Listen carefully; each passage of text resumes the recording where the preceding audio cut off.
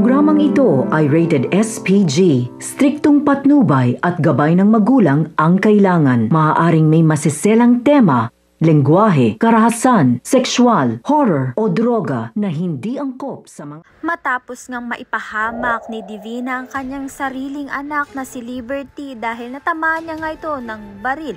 Kaya naman nga't magiging critical nga ang lagay nito ni Liberty at may posibilidad na hindi niya na nga makayanan. Kaya naman nga't labis nga ang paghihinagpis nito ni Princess dahil kahit sa huling pagkakataon ay naging mabait itong si Liberty kay Princess. Kaya naman nga't naging malungkot itong si Princess sa pagkakawala nga nito ni Liberty. Sa kabilang banda naman nga, dagdag na kaso na naman nga ito para kay Divina. Kaya naman nga't hahatulan na nga siya ng panghabang buhay na pagkakakulong dahil sarili nga niyang anak ay napaslang niya at sa loob pa nga mismo ng city jail nga niya yun na gawa.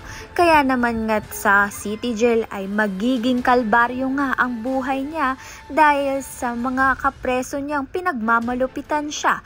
Kaya naman nga't yan at iba pa ang dapat nating pakaabangan. Maraming salamat sa iyong panonood.